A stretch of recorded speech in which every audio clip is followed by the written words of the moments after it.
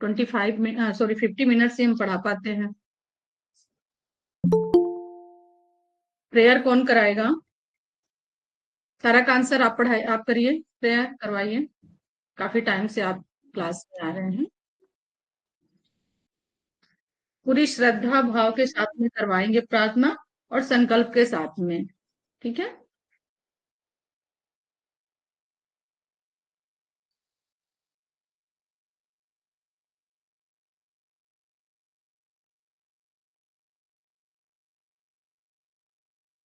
सारा कंसर हमारे, मेरी आवाज आ रही है आप तक? जी जी जी जी। ठीक है, तो आपको कोई प्रॉब्लम तो नहीं है प्रेयर करवाने में आपको? नहीं, सब हाथ के बगल सीधे रहते हैं और हाथ जोड़े।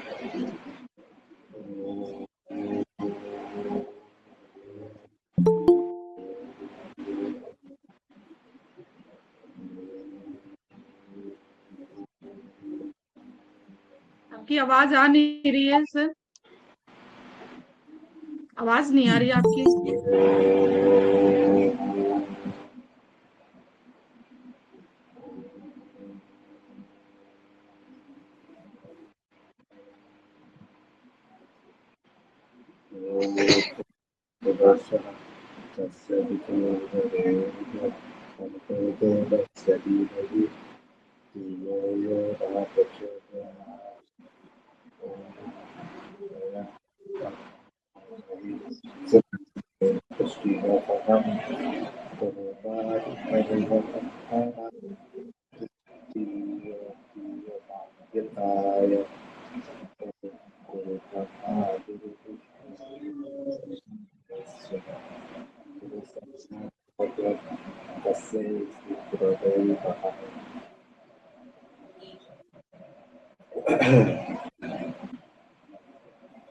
हाथ जोड़कर बस करें।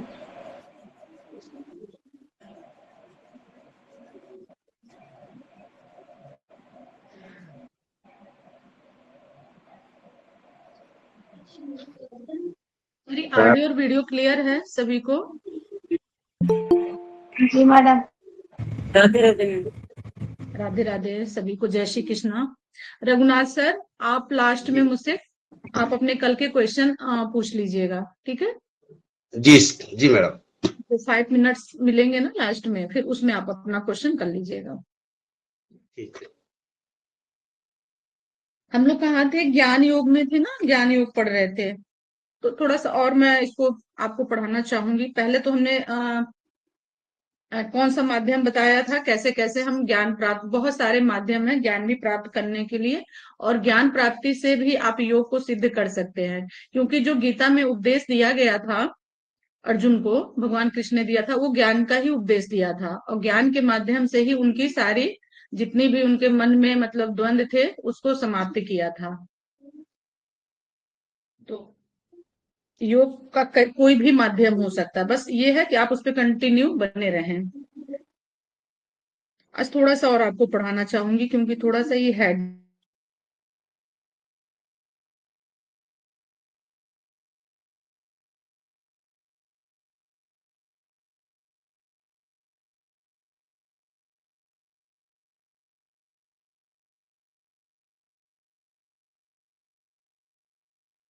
ही मोक्ष है, यानी जिसको ज्ञान हो जाता है, जो ज्ञान की प्राप्ति जिसको हो जाती है, ऑटोमेटिक क्या होता है, मोक्ष को प्राप्त हो जाता है ना। ये जो बंधन के उसमें पड़े हुए हैं लोग, जन्म लेना फिर जाना, इस धरती से जाना, दुनिया से जाना, वो कौन लोग हैं? क्यों? क्योंकि वो कर्म बंधन से मुक्त नहीं हो पा रहे हैं, उनके कर्म नहीं सही हो पा रहे हैं, अपने उन चीजों जो उनकी मतलब कह सकते हैं कि दायित्व है, उस दायित्व को नहीं निभा पा रहे, और फिर वो कर्म चलता जा रहा है उनका, कंटिन्यू चलता जा रहा है, वो किसी भी रूप में। आप जो कर्म इस समय कर रहे हैं वो आपको अगर इस जन्म में उसके फल के परिणाम नहीं मिले कर्म के अनुसार, तो पता है वो नेक्स्ट जन्म में आपका वेट कर रहा कि आप आओ, मैं इंतजार कर रहा हूँ, आपको क्या जन्म मिलना। अगर आप बहुत ज्यादा जैसे किसी दूसरे की बातें करते हैं, बुराई करते हैं, तो जिस जिस मतलब जैसे भी आप अपने जीवन को बनाएंगे, वो अगला जन्म जो है आपका सेम वही होना है। ठीक है, इस तरीके का मतलब कर्म है ये। तो वही बताया जा रहा है कि एकता का ज्ञान हो जाना ही मोक्ष है। अगर हमें इसी जन्म में ज्ञान हो जाता है कि हमें ऐसे कर्म नहीं करने चाहिए, वैसे कर्म नहीं, जो जो शास्त्र के विरुद्ध है, जो किसी के मतलब किसी भी चीज के विरुद्ध है ना, जो परमात्मा का दिया हुआ वाणी है, अगर उसी के अनुसार हम कर्म करते हैं तो मोक्ष मुक्ति हमें इसी जन्म में मिल जाती है। अदरवाइज अगर उसे हट करके हम काम करते हैं तो देखेंगे आप जो है अपने कर्म बंधन से मुक्त नहीं पा सकते, फिर वो आपको जन्म लेकर के उनको भुगतना ही पड़ता है। दूसरे शब्दों में आनंदात्मक ब्रह्म की प्राप्ति और शोक की निवृत्ति ही मोक्ष है। यानी आनंदात्मक, ये क्या हुआ, जो आनंद की हमें कराता है, आनंद की अनुभूति क्या हमें कराता है। अगर हम किसी से वैर करते हैं या किसी से बहुत ज्यादा राग द्वेष रखते हैं तो क्या हमें आनंद आएगी? अगले को भी नहीं आएगी, खुद को भी नहीं आएगी, है ना। तो ऐसे हमें रखना कि हम अपने जीवन को, अपने दिनचर्या को ऐसा बना करके रखें कि एक भी दिन हम अच्छे से मतलब जो कर्म ऐसे हो कि हमें आनंद की अनुभूति। अगर देखेंगे आप किसी की सेवा भाव करते हैं, किसी की हेल्प करते हैं, तो उसमें भी आपको बहुत आनंद आता है।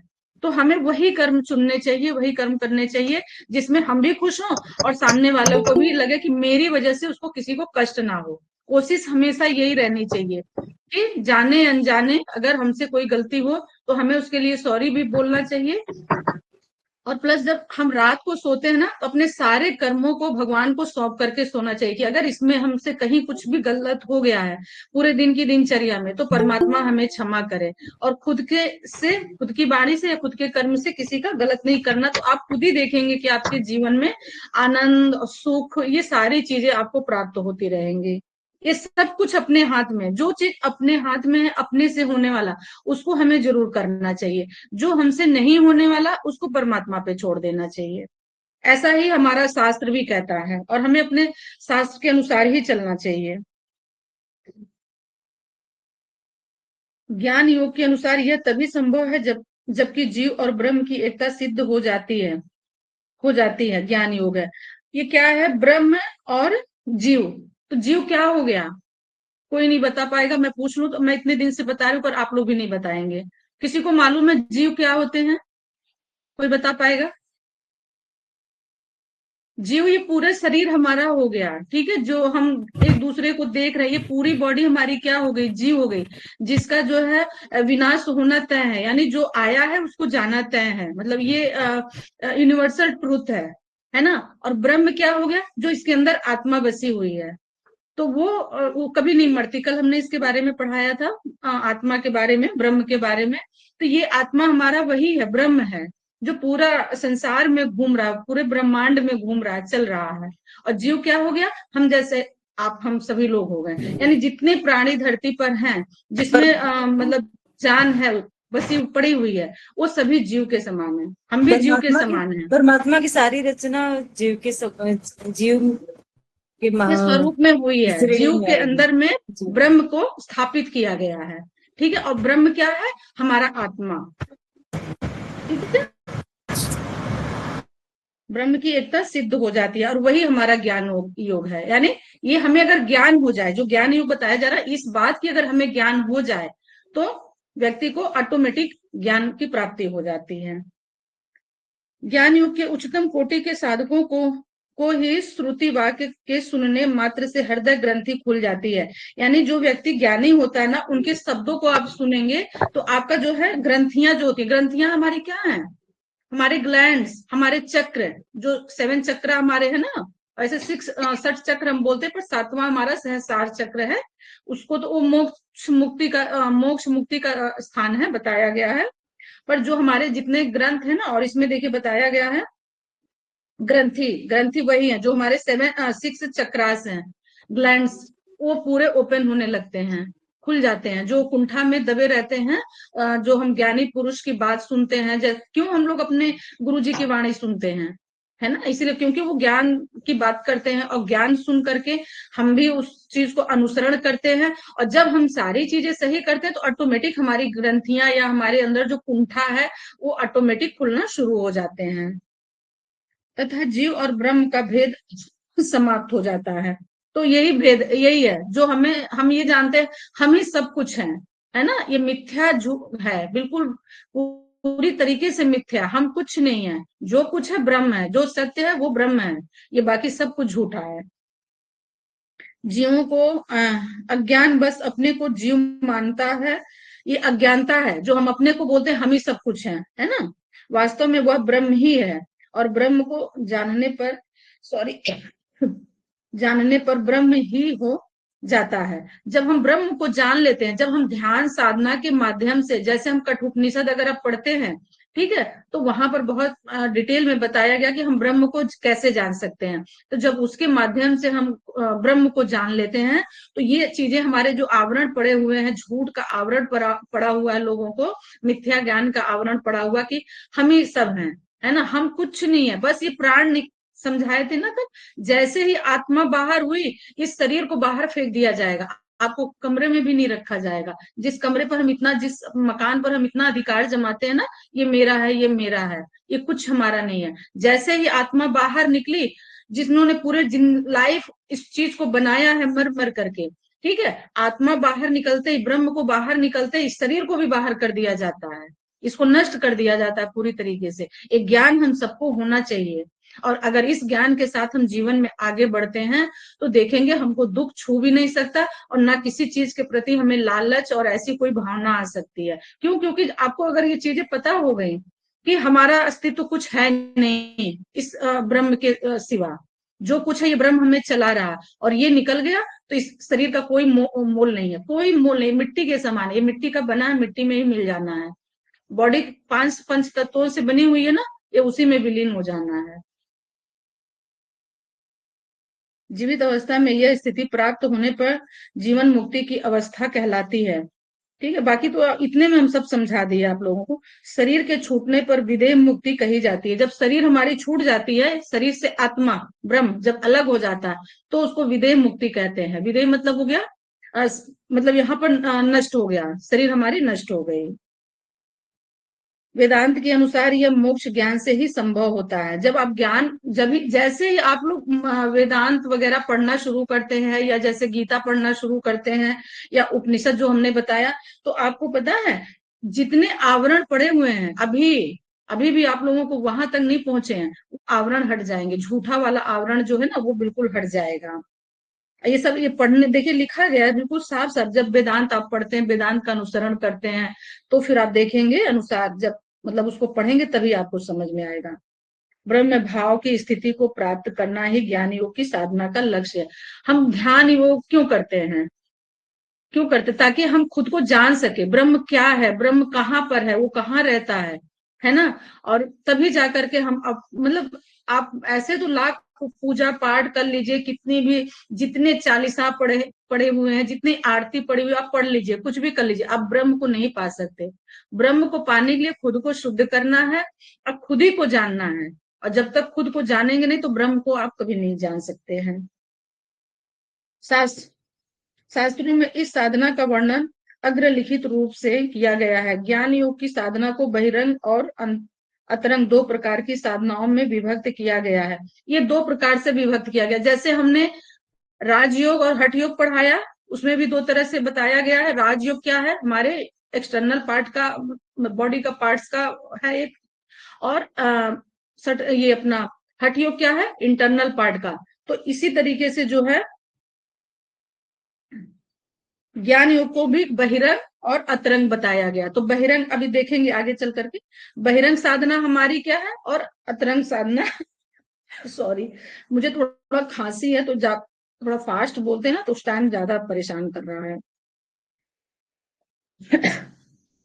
इसको थोड़ा आप लोग को मैनेज करना पड़ेगा। अतरंग दो प्रकार की साधनाओं में विभक्त किया गया है। ये साधनाएं इस प्रकार हैं। बहिरंग साधना, ज्ञान योग की साधना की प्रारंभिक अवस्था में साधनों को जिन बातों का पालन करना आवश्यक है, उन्हीं को बहिरंग साधन का नाम दिया गया है। ठीक है, यानी जिनका हम पालन करते हैं, पालन ऐसे करेंगे ना, अभी हमने बोल दिया आप हमें इतनी चीजें पढ़ करके सुनाइएगा, तो क्या हुआ? ये पालन करना हुआ ना, मेरी बात मानना हुआ। या इस उपनिषद को पढ़ लीजिएगा, तो वही ये भी एक पूजा हुआ, साधना हुआ, है ना। तो ये चीजें बताई गई हैं कि मतलब अगर आप हमें अपना गुरु मानते हैं या टीचर मानते हैं या फ्रेंड मानते हैं या सोचते हैं कि चलो ये भी सीख रही हैं अभी एक, तो हमारी बात को मानना ये भी एक इसी में आ गया, एक पार्ट हो गया, साधना का ही पार्ट हो गया, ज्ञान का ही पार्ट हो गया। प्रारंभिक अवस्था में उन्हीं को बहिरंग साधन कहते हैं, यानी जो हम बाहर से करते हैं चीजों को, इन्हें साधना चाटुस्य का नाम दिया गया है, साधन चाटुस्य का नाम दिया गया है। साधन चाटुस्य में देखेंगे आप क्या आ जाएगा जो निम्नलिखित है, विवेक, वैराग, मुमुक्षु और सठ संपत्ति। हाँ, सठ संपत्ति, ये 4 प्रकार के हैं, बट यहाँ आपको डिटेल में नहीं दिया गया। इनके भी अंदर जब आप जाएंगे, डीप में देखेंगे, तब आपको समझ में आएगा, क्योंकि यहाँ पर बहुत शॉर्ट में दिया गया है और हम इतना डिटेल आपको बताएंगे भी नहीं। मैम पेज अभी नंबर आपको क्या है? 24, अभी हम जस्ट 24 पर आए हैं।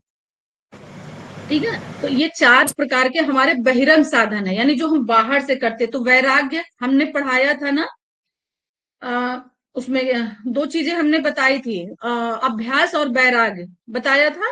किसी को याद है अभ्यास वैराग्य? सारा का आंसर आपको याद है? जिन्होंने स्टार्टिंग से क्लास ज्वाइन की है उनको याद होगा। कोई बताएगा हमें? अभ्यास और वैराग्य जो हमने वहां से पढ़ाया था, फर्स्ट में पढ़ाया था। आप लोग कुछ भी नहीं पढ़ते, फिर इतना चिल्ला चिल्ला के पढ़ाने का कोई मतलब नहीं। सारा का आंसर आपको भी नहीं याद है कि एक मैम चीज का हम अभ्यास करेंगे और एक चीज का वैराग करेंगे। शकुंतला मैम आप बताइए, आपने पढ़ा था, मुझे याद है।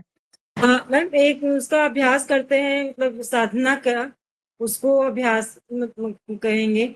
और जो मतलब गलत वैराग्य चीजों होता को है जो सब कुछ छोड़ना है, जो गलत त्याग, चीजों हाँ को त्याग छोड़ना करना। है, जी हाँ, उसको हम वैराग्य बोलते हैं। हाँ ठीक है, तो ये बाहरी लेवल पे हुआ ना, मतलब हम उस जी चीज को कर रहे हैं। जैसे आपको 4 बजे उठना है अपनी साधना के लिए, आपको नींद आ रही है, उसका फिर आप नींद को त्याग नहीं पा रहे, तो जो त्याग करेंगे वो आपका अभ्यास हुआ, है ना। जी और नहीं, नींद का त्याग करेंगे, नींद का वैराग्य करेंगे और उठने का अभ्यास करेंगे, है ना। तो ये हो गया अभ्यास वैराग। तो ये किस लेवल पर हुआ? ये बहिरंग लेवल। यहाँ इंटरनल और एक्सटर्नल नहीं बताया गया, यहाँ अंतरंग और बहिरंग बताया गया। तो ये बाहर की हमारी साधना है, ठीक है, यानी जो हम खुद खुद से करते हैं। ठीक है, अब जैसे ये फोन उठाना है, ऐसे भी समझा दे, ये फोन उठाना है तो हम उठा के यहाँ रखेंगे, तो ये क्या हुई? हमारी बहिरंग साधना हुई, बाहर वाली साधना। ठीक है, ऐसे आप लोग समझिए।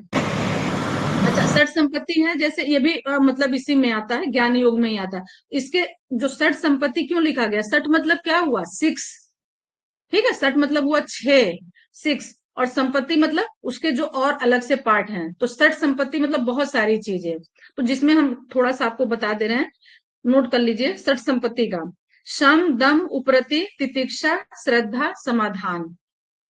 शम, दम, उपरति, तितिक्षा, श्रद्धा और समाधान। ये सठ संपत्ति, कहीं भी सठ संपत्ति आता है तो तुरंत आप ये समझ जाइएगा कि सठ संपत्ति का ये मीनिंग होता है। क्या होता है?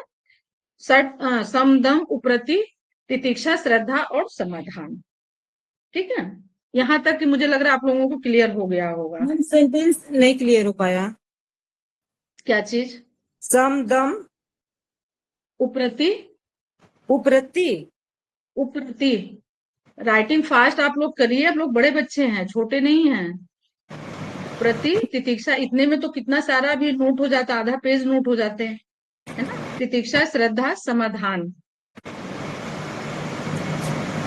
ये सब ज्ञान योग की परिभाषा है, जो ज्ञान योग हम पढ़ा रहे हैं। ये सारे ज्ञान योग के अंदर आते हैं। हम शॉर्ट में भी पढ़ा सकते थे, पर हम चाहते थे कि आप लोगों को अच्छे से इसकी नॉलेज हो जाए। ठीक है, इसलिए हम डीप में पढ़ा रहे हैं। फिर नेक्स्ट में देख लेंगे, सात्विक पदार्थों को ग्रहण करना चाहिए। रामानुज ने कुछ कुछ छोड़ के पढ़ा रहे, जो जरूरत नहीं है इसलिए उसको नहीं पढ़ा रहे हैं पैराग्राफ। रामानुज ने इसकी विस्तृत व्याख्या की है। वे खाद्य पदार्थों में 3 प्रकार के दोष माने जाते हैं। अब देखेंगे, हम योग कर रहे हैं ना, तो इस क्यों हमारा खान पान क्यों आहार विहार क्यों जरूरी है? क्यों हम अगर अशुद्ध भोजन लेंगे तो ये हमारी चीजें जो है फलित नहीं हो पाएंगी। जो योग हम पढ़ रहे हैं, योग हम कर रहे हैं, ये फलित नहीं हो सकती। इसलिए यहाँ पर इसके बारे में भी बताया गया है। ये सब ज्ञान योग के बारे में ही है, जैसे अभक्ष आहार आदि। ठीक है, अभक्ष मतलब क्या हो गया? यानी जिनको कोई एक्सेप्ट नहीं करता, जो अच्छे इंसान जो होंगे, मनुष्य होंगे ना, उसको एक्सेप्ट नहीं करेंगे, यानी गंदा भोजन, खराब भोजन, इस तरीके का है। आहार आदि, हाँ, चोर जैसे आश्रय दोष। अब चोर वगैरह जो लोग रहेंगे उनको योग सिद्ध होगा? कभी नहीं होगा। आश्रय दोष, अत्याचारी, हिंसक आदि, ये आश्रय में किया गया भोजन, आश्रम में किया गया भोजन निमित्ती दोष भी स्वीकार किया गया। कहने का मतलब ये है कि मतलब किन्होंने कहा है? रामानुज जी ने कहा है। ठीक है, ये रामानुज भी आचार्य जी ही थे, या कोई अच्छे मतलब जो है साधक है इनका, पढ़े हैं हम, बट अभी मुझे बहुत अच्छे से याद नहीं आ रहा है। तो इनका कहना है कि जितने भी चीजें भी हमने बताई आप लोगों को, ये आश्रय दोष, अत्याचारी, हिंसक आदि के आश्रय में किया गया भोजन निमित्ती दोष भी स्वीकार किया गया। इट मीन्स कहने का, जिनके पास में ये सारे हैं ज्ञान, जो इस तरीके का ज्ञान रखते हैं अपने लिए, ठीक है, वो व्यक्ति को मोक्ष मुक्ति कभी नहीं मिल सकता है। ठीक है, वो चाहे कुछ भी कर ले, वो योग को छू भी नहीं सकते। योग के बारे में बात भी करोगे ना तो आप वो 4 कदम पीछे को हट जाएंगे, उनको पसंद ही नहीं आएगा। क्यों? क्योंकि उनका लाइन दूसरा है। अभी हम लोग हैं, हम लोग को कहीं खड़ा कर दीजिए और कोई ऐसे जहां पर इस तरीके की भावना हो, बात हो, मदिरा वगैरह की बात हो, हम लोग वहां ठहरेंगे? बिल्कुल नहीं ठहरेंगे, वहां से हट जाएंगे कि कैसी बातें हो रही हैं। वो बातें सुनना भी एक तरह से पाप के समान होता है। और आप अगर आप उसमें थोड़ा भी इन्वॉल्व है तो आप सुनेंगे, लेकिन अगर आप इन्वॉल्व नहीं है तो आप चुपचाप वहां से अपने कदम को पीछे कर लेंगे, ऐसा होता है। ठीक है, तो इनके कहना है कि मतलब ये सब स्वीकार किए गए हैं, तो इसलिए उनको ज्ञान की प्राप्ति नहीं होती। जैसे सात्विक भोजन में भी बुरी वस्तुएं गिर जाने से वह भोजन दूषित हो जाता है। यानी सात्विक भोजन जो होता है ना, शुद्ध भोजन जो होता है, अगर उसमें कुछ भी गंदा चीज गिर गया, सपोज दैट बाल भी गिर गया, तो क्या आप वो भोजन कर पाएंगे? चाहे जितना भी अच्छा भोजन क्यों ना हो, शुद्ध सात्विक हो। गीता में इसका बहुत अच्छे से वर्णन किया गया है। 4 प्रकार के भोजन नहीं करने चाहिए। जिस भोजन में अगर बाल गिर गया हो, जिस भोजन को किसी ने पैर से लांग दिया हो, या भोजन करते टाइम कोई अपशब्द बोल दे, हाँ, इस तरीके से करके 4 तरह के भोजन को त्याग माना गया है। और वो भोजन अगर आप कर लेते हैं तो आपके शरीर में विष के समान वो फैलेगा। जैसे विष काम करता है ना, पॉइजन काम करता है, वैसे वो भोजन आपको काम करेगा। तो इसलिए कभी भी ऐसी गलती मत कीजिएगा। जिस भोजन में बाल पड़ जाए उसको तुरंत फेंकिए। जिस भोजन को किसी ने गलती से पैर से लांग दिया, उसको तुरंत फेंकिए। या भोजन करते समय किसी ने गाली दे दी, कुछ अपशब्द बोल दिया, उस भोजन को भी ग्रहण मत कीजिए। क्योंकि भोजन हम करते हैं बहुत अच्छे वातावरण में। कहते हैं ना, जैसा खाए अन्न वैसा हो मन। तो हम जैसा अन्न खाएंगे हमारा मन वैसे ही बन जाएगा। तो भोजन जब करते हैं तो बहुत हंसी खुशी का माहौल होना चाहिए। या तो ना हो भी तो भी एकदम चुप बैठ करके सिर्फ ये सोचिए कि हम भोजन कर रहे हैं, इसके अलावा कोई वहां सोच नहीं होनी चाहिए। ठीक है, जहां आप भोजन करते टाइम इधर उधर की बातें सोचेंगे, आप भोजन नहीं करेंगे, वो इधर उधर की बातें ही भोजन के साथ अपने बॉडी में वो आप इनटेक कर रहे हैं। इस बात का भी आप लोग ध्यान रखिएगा। योग मार्ग के साधक को इस प्रकार के खाद्य अखाद्य के विवेक के साथ ही भोजन करना चाहिए। ठीक है, ये विवेक हमेशा रखिए कि हमको कहाँ कब कैसे हर किसी के यहाँ खाना नहीं खाना है।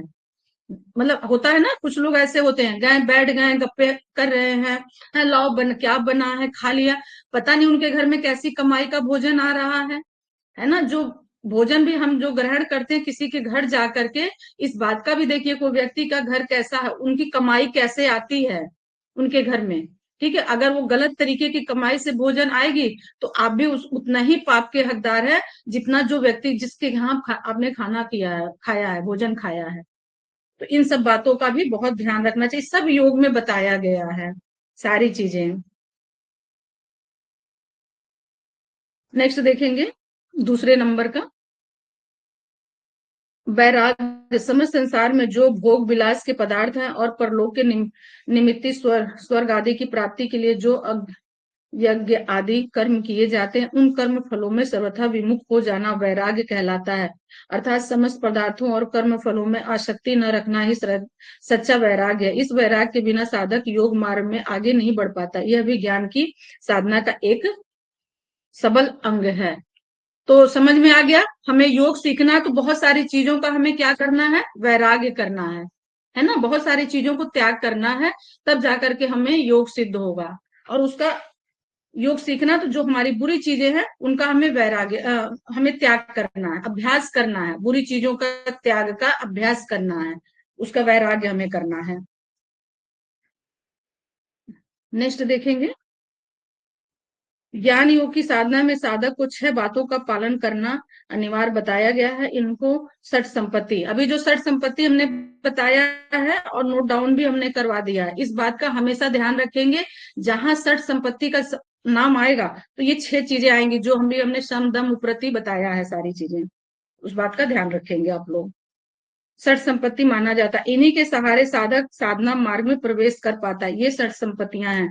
ठीक है, अब यहाँ पर उल्टा दे दिया है ना, उल्टा कर दिया, समाधान, श्रद्धा, उपरति, तितिक्षा, दम, शम।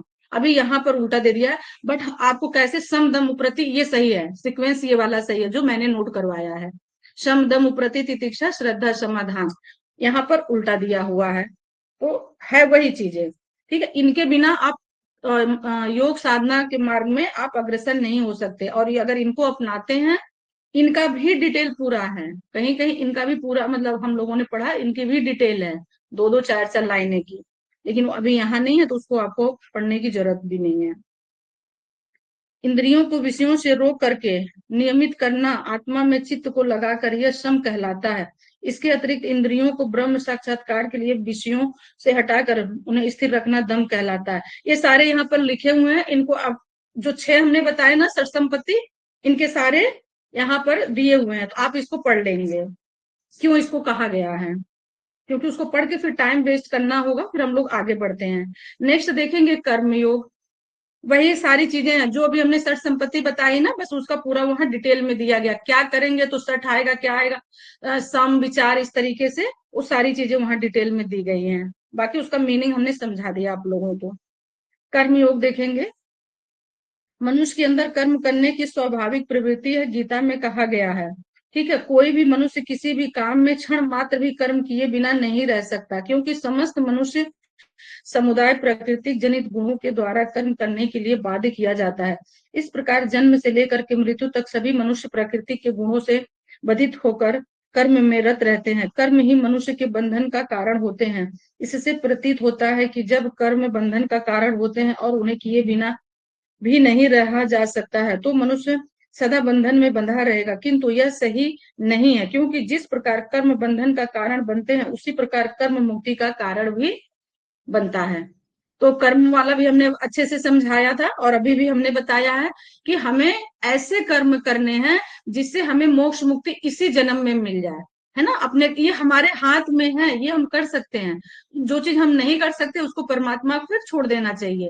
हाँ, और जो व्यक्ति जानते हुए कि ये रास्ता गलत है, ये हमें नहीं करना चाहिए, इससे हमारा पतन है, और फिर भी वो कर्म कर रहा है, तो वही है, उसको मोक्ष मुक्ति तो मिलने की दूर की बात, उसकी कितनी दुर्गति होगी और इसी जन्म में कितनी दुर्गति होगी वो खुद ही नहीं जानता, है ना। तो जो लोग ऐसे कर्म करते हैं, तो आप लोग ज्ञानी हैं, क्यों? क्योंकि आप लोग योग पढ़ रहे हैं, तो आप लोग ज्ञानी हैं, तो अपने कर्म ऐसे सुधार सकते हैं। और मुझे नहीं लगता कि जो व्यक्ति सच में सच्चे दिल से योग पढ़ रहा है उससे कोई गलत काम हो सकता है, ये मैं श्योरिटी के साथ कह सकती हूँ, ये मेरा अपना खुद का एक्सपीरियंस है। मैं इसके साथ, हम जितने बहुत सारे लोगों के साथ में मिले हुए, बहुत सारे लोगों को हम जानते हैं, हम इंटरनेशनल लेवल के लोगों को जानते हैं कि जो हमारे साथ जुड़े हुए, हमें रोज मैसेज करते हैं। ठीक है, हम उन लोगों से जुड़े हुए हैं। अब जो थोड़े छोटे लेवल के साधक हैं उनसे हम बल्कि कम जुड़े हुए हैं, बड़े लेवल के साधकों से हम जुड़े हुए हैं, और हम यही जानते हैं उनके कर्म बहुत अच्छे हैं, और शायद आज परमात्मा ने इसलिए उनको इतना समाज में, मतलब इतना मान सम्मान है, और कहाँ तक उनको पहुंचाया है योग के माध्यम से। तो जिनके कर्म ऐसे होंगे वो व्यक्ति गलत हो ही नहीं सकता, योगी तो हो ही नहीं सकता, और जो गलत है वो कभी योगी नहीं बन सकता। ये दोनों चीजें फैक्ट है। ठीक है, तो हमारे कर्म बंधन कर्म ऐसे होने चाहिए जो हमें मोक्ष मुक्ति इसी जन्म में मिल जाए, हर चीज से मुक्त होना चाहिए। ठीक है, हर चीज से हमें मुक्त होना चाहिए, ऐसा हमें अपने जीवन बनाना चाहिए, और अपने ही हाथों से हम चाहे अपने लाइफ को बना सकते हैं, अपने हाथ बिगाड़ सकते हैं। केवल ये हमारे सोच पर डिपेंड करता है, हमारे कर्म पर डिपेंड करता है। हमारी सोच अगर ऊंची होगी, अच्छी होगी, तो हम अच्छी चीजों का आचरण करेंगे, और जो नहीं होगी तो हम गलत चीजों का आचरण करेंगे। इस संसार इतना बड़ा है, इस संसार में हर तरह के व्यक्ति आपको मिलेंगे। आप अगर निषिद्धि कर्म करते हैं, यानी जो कर्म नहीं करने चाहिए, जो शास्त्र के विरुद्ध है, वैसे भी व्यक्ति आपको मिल जाएंगे, और ऐसे भी संस्कारी व्यक्ति भी मिल जाएंगे, क्यों, जो संस्कार में लगे हुए हैं। हम क्यों मिले हैं, हम आप लोगों से क्यों मिले, क्यों, क्योंकि हम योग के प्रेमी हैं, हम योग करते हैं, करना जानते हैं, योग से हमें प्रेम है, तभी हम आज इस प्लेटफॉर्म पर हम सभी योगी वाले ही हैं, है ना, तभी मिले हैं। और बहुत सारे लोग कहाँ होंगे, हम उनको जानते भी नहीं, वो अपने अपने फील्ड में अपने अपने लोगों को जानते होंगे। तो इसी तरीके से आप ये समझे कि जितना भी अभी तक ब्रह्म का ज्ञान आप लोगों ने पढ़ा है, सीखा है, जो कुछ भी समझा है, उसका अनुसरण कीजिए, जो शास्त्र के विरुद्ध ना हो, ऐसे कर्म मत कीजिए। ठीक है, बस यही है कर्म योग का, जो कि गीता में भी अच्छे तरीके से लिखा कि, और ये भी है कि जो व्यक्ति जन्म लिया वो कर्म किए बिना नहीं रह सकता। तो कुछ हमारे कर्म जो होते, जैसे कि अब इस जन्म में हमने अपना बिगाड़ लिया, तो हमको अगला जन्म लेना ही है उस चीज को, मतलब उसकी पनिशमेंट खाने के लिए, अगर इस जन्म में नहीं पूरा कंप्लीट हो पाया तो, है ना। और अच्छा कर्म हम करेंगे तो अगला जन्म हमें अच्छा मिल जाएगा, या क्या पता मोक्ष मुक्ति भी मिल जाए, ये तो कोई नहीं जानता। तो वो यही अपने कर्मों के अनुसार ही हमें यहाँ फल मिलता है, और हर व्यक्ति को अपने कर्मों के अनुसार कर्म भी करना, जन्म के अनुसार कर्म भी करना चाहिए। इसीलिए 4 वर्णों में इंसान का वो बना हुआ, कौन सा 4 वर्ण है, वानप्रस्थ, सन्यास और ब्रह्मचर्य, ऐसे करके ना 4 उसमें बने हुए हैं। तो हर वर्ण का अपना अपना एक कर्म है। जो ब्रह्मचर्य वाला है वो लोग अपना पार्ट अदा करते हैं, फिर जो गृहस्थ वाला है वो अपना पार्ट पूरा करते हैं, वानप्रस्थ वाला है फिर वानप्रस्थ वाला है। इसीलिए 4 वर्णों में बटा हुआ है कि जो 25 ईयर्स का उसमें वेरिएशन दिया गया है, उसके अकॉर्डिंग ही आप अपने कर्म कीजिए। और यहाँ पे यहाँ से देख लेंगे सन्यास योगी को केवल, ठीक है, यहाँ से थोड़ा सा देखेंगे, क्योंकि हम पढ़ा चुके हैं ना, तो इसमें हम मार्किंग भी करके रखे हैं कि आप लोगों को क्या पढ़ाना है।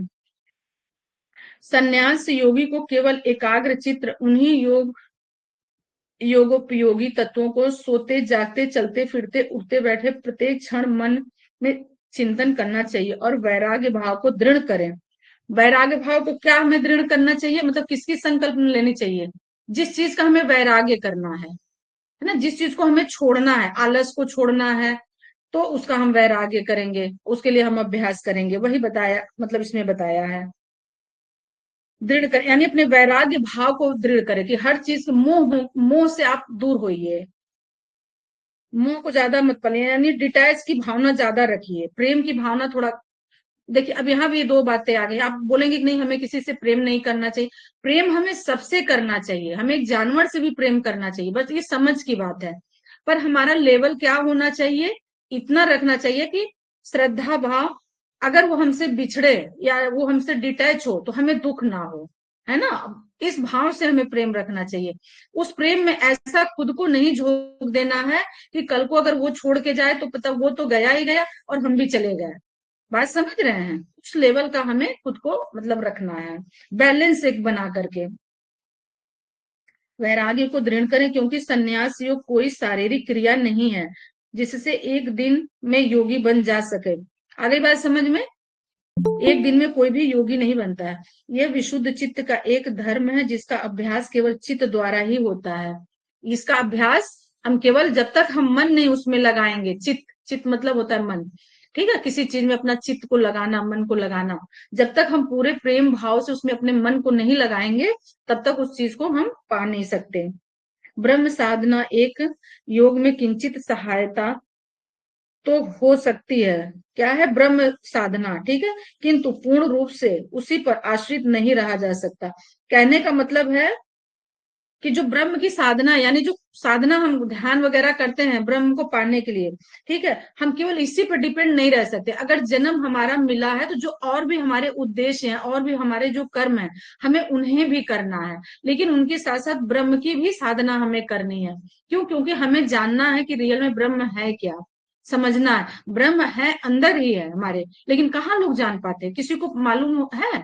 आज आप लोगों ने पढ़ा होगा, जो पहले से पढ़ रहे होंगे उन्हीं को पता होगा, अदरवाइज मुझे लगता है कि किसी को नहीं, या जो सत्संग वगैरह से थोड़े जुड़े होते हैं, जो भक्ति भाव में अपना टाइम एक्सपेंड करते हैं, उन्हीं लोगों को पता होगा। नॉर्मल लोगों को नहीं पता होगा, जो सुबह उठे और जल्दी जल्दी ड्यूटी जाना, ऑफिस जाना, ये वो, है ना, वो तो जान ही नहीं पाएंगे कभी कि ब्रह्म क्या है। तो इसी के बारे में बताया गया है कि केवल हमें ब्रह्म ज्ञान पर ही नहीं डिपेंड रहना है, हमें अपने कर्मों को भी थोड़ा करना पड़ेगा। चित्त को तो भावना का अंकुश ही रोक सकता है। यानी जो हमारा चित्त होता है ना, तो जो हमें वही अनसेसरी जो हमारे थॉट आते हैं, आज हम ये भी कर ले, वो भी कर ले, ऐसा कर ले, तो इस पर अंकुश भी लगाना है हमें। अंकुश ही रोक सकता है उस पर, मतलब अपने इंद्रियों को क्या करना है, अंतर्मुखी करते हैं, किसके माध्यम से, प्रत्याहार के माध्यम से। आप लोगों से भी पूछते तो आप लोग बता नहीं पाते, प्रत्याहार याद ही नहीं आता आप लोगों को। अब ऐसे हम भी भूला करेंगे, तभी जाकर के पढ़ाने में सही रहेगा। संन्यास योग के उपयुक्त तत्वों का आचरण करते हुए, पर्याप्त सावधानियां रखते हुए भी यह साहस सिद्ध नहीं होता। इसके लिए कभी कभी अनेक जन्म और अनेक कल्प तक लग जाते हैं। भगवान श्री कृष्ण कहते हैं कि अनेक जन्मों में निरंतर साधना करते हुए योग सिद्ध होता है। ये भी बात बिल्कुल सत्य है ना। ऐसा नहीं है कि हम जन्म पा लिए और हम जन्म, मतलब हमें जरूरी नहीं है कि आप साधना ध्यान कर रहे हैं तो एक इसी जन्म में योग मिल जाए। मिल भी सकता, जो पहले के पुण्य कर्म आपके रहेंगे, जो प्रारब्ध वाले, वो यहाँ आकर के इंक्लूड हो जाएंगे, तो यहाँ आपको मिल भी सकता है। लेकिन जो पहले से पापी रहे होंगे, कुछ ऐसे काम करते आ रहे होंगे, और अब ध्यान साधना शुरू करते हैं ब्रह्म को जानने की, तो उसमें सदियों भी लग सकते हैं। हो सकता है कि इस जन्म में ना हो, तो फिर वो दूसरे जन्म में जा करके, फिर तीसरे जन्म में। बस हमें अपना क्या करना कि रास्ता सही पकड़ना है, ठीक है। और हमने कहा ना कि योग में जल्दबाजी नहीं, उसमें पेशेंस की जरूरत है, निरंतर अभ्यास की जरूरत है। जब हम ये सब चीजें भावना रखते हैं इस तरीके से, तो हमें सिद्धियां जरूर मिलेंगी। आज इस जन्म में नहीं मिलेंगी तो नेक्स्ट जन्म में मिलेंगी। क्यों? क्योंकि हमारा रास्ता बन चुका है, वो फिर अगले जन्म में भी बंद नहीं होगा, वो रास्ता ओपन रहेगा। कहते हैं ना कि जब प्राण छूटते हैं, जिस टाइम पर व्यक्ति के प्राण छूटते हैं, ठीक है, वो अपने शरीर से अलग होता है आत्मा, तो उस टाइम जो भी ध्यान आप करेंगे, जैसा भी भावना अपने मन में लाएंगे, अगर परमात्मा के चरणों में आपको आपने उनका ध्यान कर लिया, तो आप वैकुंठ धाम को प्राप्त कर लेंगे। लेकिन उसी टाइम आपने सोच लिया कि अभी मेरा उधार उसके पास रह गया, अभी मेरा लेन देन रह गया है, या मेरे घर में चूहा घूम रहा है, या मेरे घर में ऐसा कुछ, जैसी भावना लाएंगे, नेक्स्ट जन्म आपका वही होने वाला है, वैसा ही होने वाला है, ठीक है। तो इस बात का भी आप लोग ध्यान रखेंगे कि जब जिस टाइम ऐसा अंतिम समय जब आता है मनुष्य का, तो बस भगवान का ध्यान रखिए। फिर आप देखेंगे जो बहुत सारे, ठीक है, पाप करने वाले भी लोग होते हैं, उनका भी मोक्ष मुक्ति हो जाता है। इसी पर एक छोटा सा स्टोरी बताएंगे, 2 लाइन का। एक व्यक्ति था, ऐसा साहूकार था, तो उसने अपने बच्चे का नाम, उसको छोटा बच्चा हुआ तो उसने अपने बच्चे का नाम रख दिया नारायण, ठीक है, नारायण नाम रख दिया। और एक बहुत मतलब अच्छे लेवल का व्यक्ति था, तो वो बहुत ज्यादा, उसके पास भी मतलब अमीर था, तो वो मतलब भगवान में इतना विश्वास करता था, वो भगवान में विश्वास ज्यादा करता था। जिस जो धनी व्यक्ति था, अमीर रिच था, वो भगवान में विश्वास ज्यादा करता था, पूजा पाठ श्रद्धा ये वो करता था, और अपने बिजनेस में भी बहुत अच्छे लेवल का था। और जो नारायण जी, जिनका पुत्र नारायण था, साहूकार था, वो छोटे लेवल का था, तो वो पूरे दिन नारायण, अपने बेटे को नारायण नारायण करके बोलता था। तो नारायण किसका नाम है? भगवान जी का नाम है ना, परमात्मा का नाम है नारायण। वो जाने अनजाने में वो नारायण नारायण ऐसा करके 20 बार दिन में वो बुलाता रहता था अपने बच्चों को, तो भगवान वो सुनते थे। और जो भगवान की पूजा पाठ करता था जो व्यक्ति, ठीक है, वो दिन भर उसका हिसाब किताब करना, उसका लेन देन करना, उसका लेन देन का, वो बही खाते में ही लगा रहता था, केवल सुबह शाम कर लिया तो कर लिया। तो जिस टाइम साहूकार का आत्मा, मतलब प्राण निकलने वाला था, तो उसे अपने बेटे को मिलना चाहा कि नारायण, मतलब कहीं बाहर बाहर गया होगा, जो भी हो, ऐसा स्टोरी लोग बताते हैं। तो जब वो नारायण नारायण किया ना, तो साक्षात वहां भगवान प्रकट हो गए, जबकि वो भगवान को मानता नहीं था, सिर्फ वो अपने बेटे का नाम नारायण रखा था, लेकिन भगवान उससे प्रसन्न थे। और जो मानता था, वो केवल लेन देन में पड़ा रह गया, लेन देन में ही उसका पूरा जीवन निकल गया। मानता था भगवान को, लेकिन जब उसकी मृत्यु हुई, तो वो अपना बही खाता ही देखने मतलब रह गया कि किसका किसका उधार है, देना है, लेना है, उसको वैसा जन्म मिला। ठीक है, तो बात समझ में आई, मतलब एक तरह से समझाने के लिए हम बता रहे हैं आप लोगों को। तो जैसी भावना हो जाएगी, हाँ, वैसा हमारा मन बन जाता है। तो और कुछ है इसमें पढ़ाने लायक? हमें लग नहीं रहा कि अब आप लोग इतनी सारी चीजें समझ गए हैं, तो आप समझ गए होंगे, क्योंकि पॉइंट टू पॉइंट में ऐसा कुछ भी नहीं है। जैसे ही आप लोग पढ़ेंगे आपको समझ में आ जाएगा कि हमारे कर्म क्या होने चाहिए। सारे योग पढ़ लीजिएगा, कौन कौन से योग हैं। एक देखेंगे भक्ति योग, टाइम है तो देख लेते हैं, ठीक है। मैं अभी कुंडलिनी योग बता देती हूँ, कुंडलिनी योग।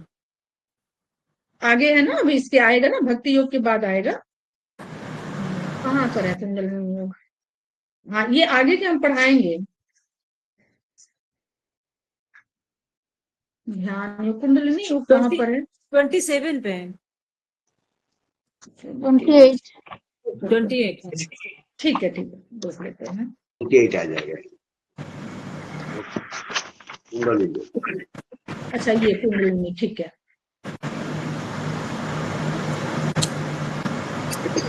पहले इसकी हम छोटा सा आपको ओवरऑल स्टोरी बता देते हैं, ठीक है, बिना पढ़े आप लोग पढ़िएगा, हम पढ़ के भी बता देंगे, लेकिन ऐसे समझ। कुंडलिनी क्या है, हम पहले भी पढ़ाए, पेपर 1 में भी इसका दिया था। कुंडलिनी हमारी क्या है, हमारी सुषुम्ना नाड़ी है, ठीक है, जो ईडा पिंगला और सुषुम्ना नाड़ी होती है। ये हमारे मूलाधार चक्र में 3 फीट, ये 3 फीट की है, ठीक है, 3 फीट की है, जो कुंडलिनी मार करके बैठी हुई है। कहाँ बैठी हुई है? मूलाधार चक्र में। और जब हम ध्यान साधना करते हैं, और जो हम अनुलोम विलोम जिसको बोलते हैं, जिसको हम नाड़ी शोधन, अनुलोम विलोम तो बाबा रामदेव जी का दिया हुआ है, लेकिन नाड़ी शोधन जो हमारी स्पेसिफिक बुक के हैं, ग्रंथों के हैं, जो गिरण संहिता हो गया, हट प्रदीप का हो गया, वहां नाड़ी शोधन ही बोला गया। जब इस नाड़ी शोधन के माध्यम से, ये बहुत उच्च लेवल तक की होती है, इनिशियल लेवल इसकी होती है 213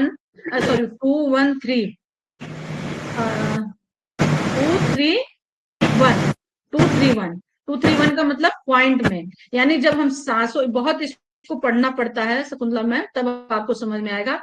यानी जो इनिशियल लोग होते हैं, इनका ये रेशियो होता है कि जब हम सांस को लेते हैं तो हम 2 मिनट का लेंगे, मतलब ऐसा घड़ी के देखे हुए 2 मिनट का, और जब हम होल्ड करेंगे तो हम 3 मिनट होल्ड करेंगे, और जब हम छोड़ेंगे सांस को तो 1 मिनट में छोड़ेंगे। ये रेशियो है। फिर ये लेवल बढ़ करके कहा जाता है 16, 24 और 32, 16, 24, 32 में जाता है। फिर यानी हम 16 मिनट का सांस हम लेंगे। अब आप समझ सकते हैं इसका लेवल कैसा हो सकता है, इसकी कितनी प्रैक्टिस करनी पड़ सकती है। यानी जो हम सांस लेंगे वो 16 मिनट का होगा, और फिर जो हम सांस को होल्ड करेंगे वो 24 मिनट का होगा, और जो हम सांस को छोड़ेंगे, सॉरी गलत हो गया, होल्ड करेंगे वो 32 मिनट का होगा, या 32 सेकंड का होगा, ऐसा करके, और जो छोड़ेंगे वो 24 का होगा। तो जिन्होंने योग का थोड़ा पढ़ा है उनको नॉलेज होगा। तो जब इस तरीके से ये लेवल चला जाता है, दिन में इसको 4 बार करना होता है, यानी मॉर्निंग में, फिर थोड़ा सा आफ्टर ये 10-11 बजे का जो टाइम होता है, फिर एक शाम को 3 से 4 का टाइम होता है, फिर एक रात को। ऐसे योगी लोग जब करते हैं, इसको 4 बार करते हैं, तब ये धीरे धीरे धीरे जा करके साधना कंप्लीट होती है, कंप्लीट नहीं होती है। फिर वो कुंडलिनी जो हमारी मूलाधार चक्र में बैठी है, वो थोड़ा सा वहां संश्लेषण होता है, ठीक है, वो हिलेगी डुलेगी जो कुछ है। और ये कुंडलिनी जो है, ये ज्यादा कुछ नहीं है, ये बस एक ऊर्जा का स्रोत है, ऐसा ऐसा नाम योग में दिया गया, ऊर्जा का स्रोत है। और जब ये ऊर्जा खुलती है, ठीक है, तो वो जाकर के सीधे कहाँ मिलती है? सहसार में। और कुंडलिनी का जगह है हमारे मूलाधार चक्र में, और शिव का जगह हमारा कहाँ है? ये जो एरिया जो आपने देखा होगा, बच्चे जब छोटे रहते हैं, हाँ, बच्चे जब छोटे रहते तो यहाँ देखा होगा थोड़ा सा उनका आप लोग अपने अपने बच्चों के देखे होंगे, तो इससे मम्मियाँ लोग यहाँ पर, हाँ, ऑयल वगैरह रख करके उसको स्ट्रॉन्ग करती हैं, है ना। ये वही जगह है, ये ब्रह्म का जगह है, यानी शिव का जगह है।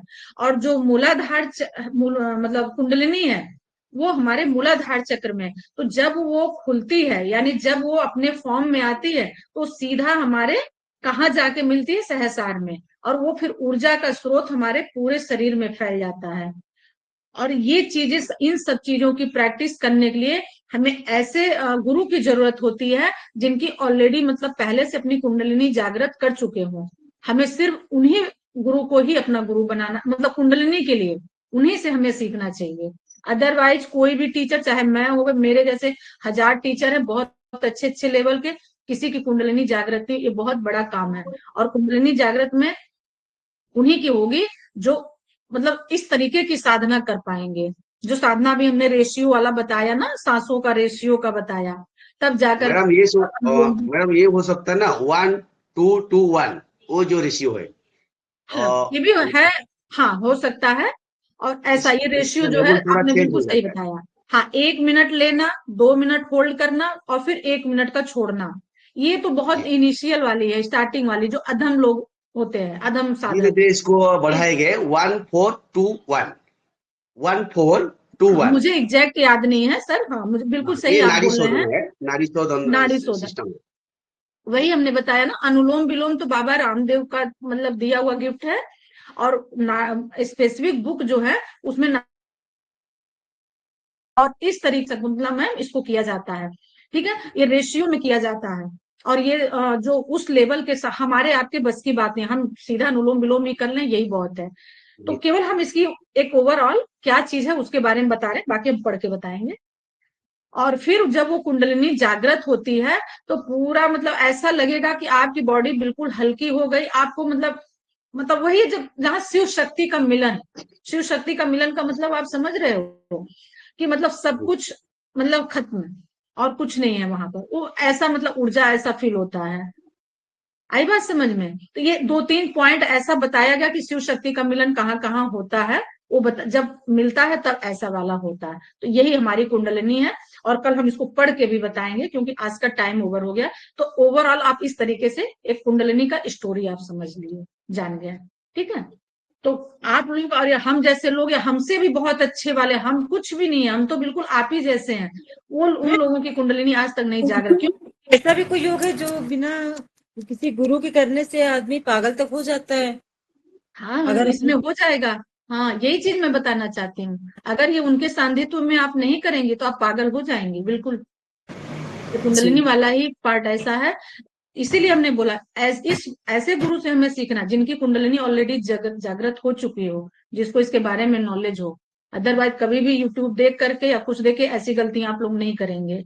ठीक है, उतना ही पढ़िए जितना हमें जरूरत है, जिसके लिए हमें अच्छी चीजें अपनी करनी है। ठीक है, बस बढ़िया है। मन जहाँ कहते हैं मन है चंगा कटवत में गंगा, सबसे अच्छी बात ये है। और हमें उस लेवल का गुरु नहीं बनना है कि हमें अपनी कुंडलिनी जागृत करने की जरूरत हो। वो कर लेंगे तो घर बार भी छूट जाएगा, बच्चे भी पता नहीं आप कहाँ भटकेंगे, क्योंकि आप सिर्फ परमात्मा के ही उसमें चले जाएंगे। तो हम ऐसा काम क्यों ही करें, है ना? बस इतना करना कि हमारी चीजें व्यवस्थित रहे, हम व्यवस्थित रहे, हमें ज्ञान की प्राप्ति होती रहे, जो ज्ञान हमें मिला उस ज्ञान को हम आगे बढ़ाते रहे, बस इतना सफिशिएंट है। चलिएगा, तो फिर अभी कल इसको हम पूरा और पढ़ के बताएंगे सुगुनिया में। और अभी सर आपका रह गया रघुनाथ सर। हाँ, परा जी मतलब हो मैडम। गया। हाँ, परा मतलब हो गया वाणी का सबसे सूक्ष्म स्तर, यानी जो हम मंत्र उच्चारण करते हैं ना। जी, अब खुद ही करके देखिए। अभी मेरा ज्यादा आ रहा है। ठीक है, वैसे भी मेरी आवाज थोड़ी सी वैसी है, ज्यादा है वाली ही है। तो जिन लोगों की आवाज थोड़ी सी स्लो है उस टाइप का करके देखिए। परा मीन्स हो गया वाणी का सबसे सूक्ष्म स्तर, जो सिर्फ आप सुन रहे हैं कि नहीं सुन रहे, फील आप कर रहे हैं। नोट कर पानी लीजिए। का सूक्ष्म, सूक्ष्म मतलब सबसे छोटा, बहुत छोटा कण के उसमें आपको स्लोली, आवाज निकालनी है। स्लोली आवाज, स्लोली, पूरा स्लो। स्लोली यस, में भी वैसा आ जाएगा, लेकिन वो स्लोली जो सिर्फ आप ही सुने और कोई ना सुने। और न सुने। हाँ हाँ, ठीक है। दूसरा को हाँ, आवाज नहीं जाना पश्चात, चाहिए। हाँ, दूसरा को नहीं ये भी जाना हो चाहिए। सकता है अब मैम, ये भी हो सकता है अपना का कान को आवाज नहीं सुनना चाहिए, ऐसा आवाज करना है। ये ठीक है। ये वाला सूक्ष्म है। हाँ, ये वाला सूक्ष्म है, यही मैं बोलना अपना कान चाहती को हूँ अपने ये। से, आपका कान को अपने नहीं सुनना देना चाहिए जो आवाज है। हाँ, ये वो है परा आवाज, परा वाला। ठीक है, जो सबसे सूक्ष्म है। और पश्यंती का है आंतरिक विचार। आंतरिक विचार मतलब जो हम अंतर मौन। आंतरिक विचार।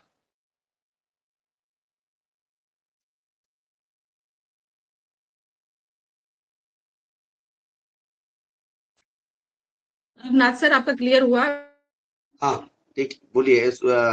आंतरिक विचार जो है क्वेश्चन दी।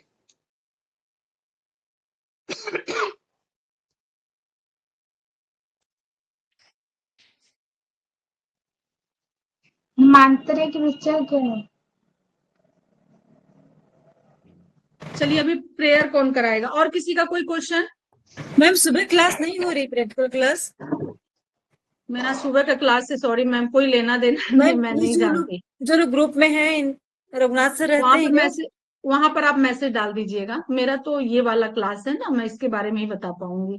तो मैम जो ये आप क्लास करते हैं वो सब लोग प्रैक्टिकल नहीं करते हैं? नहीं, सब लोग तो बताएं। नहीं। नहीं तो प्रैक्टिकल तो मैं थोड़ा कम आता हूँ, क्योंकि मेरा क्लास रहता है सवेरे से। एक जोक सिर्फ सब प्रैक्टिकल रहता है नहीं हो घर रहा है में, क्या इस समय? जिसकी प्रैक्टिकल वजह नहीं हो से रहा मैं है? थोड़ा कम आता हूँ। 2 दिन से नहीं हो रहा है। कल होगा? ऐसे नहीं, आप ग्रुप में मैसेज डाल देना, ठीक है? तो वहां से आपको पता चल जाएगा। और वो क्लास मैं लेती नहीं, मॉर्निंग का मेरा क्लास का कोई है नहीं लेना देना, तो इसलिए मैं उसको जानती नहीं हूँ।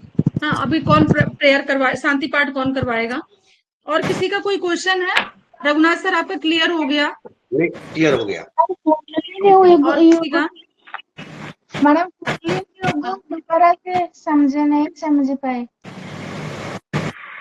इंदिरा मैम, पहले तो आप प्रकट होइए, क्वेश्चन करते टाइम प्रकट होइए।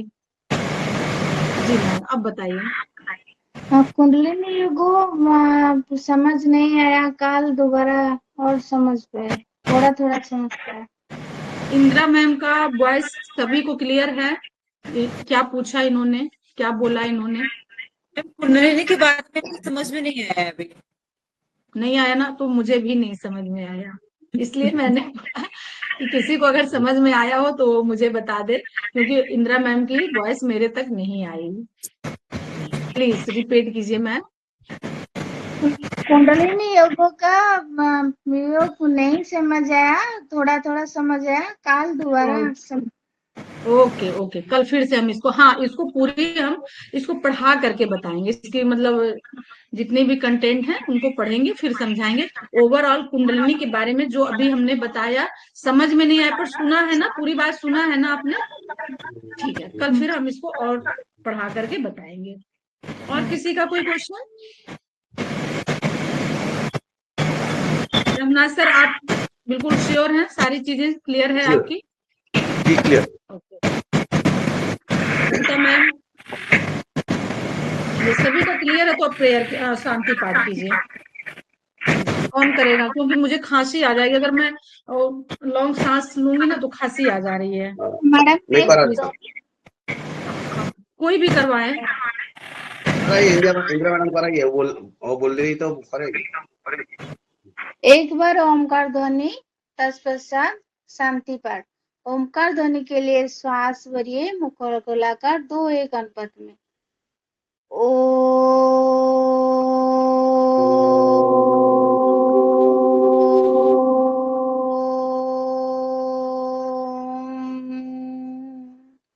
ओम दो ओम शांति शांति। अंतरिक्षं शांति पृथिवी शांतिरापः शांतिरोषधय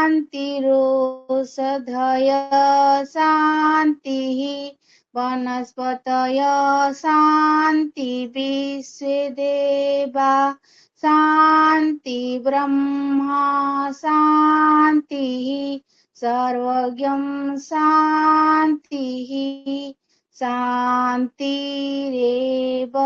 शांतिः सामा शांतिरेधि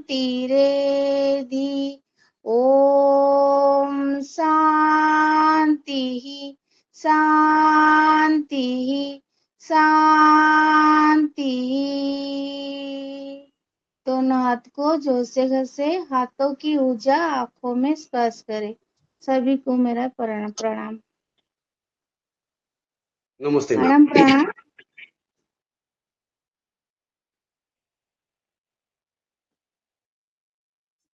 चलिए सभी को शुभ रात्रि। और सभी लोग अच्छे से पढ़ेंगे। राधे राधे। ठीक है, सभी लोग इसको रिपीट करेंगे, एक बार कोशिश करेंगे पूरा PDF जितना भी तक पढ़ाया गया है। कहीं कुछ डाउट होता है तो मैं उसको क्लियर कर दूंगी। ठीक है, चलिए सभी को शुभ रात्रि। जय श्री कृष्णा। प्रणाम प्रणाम।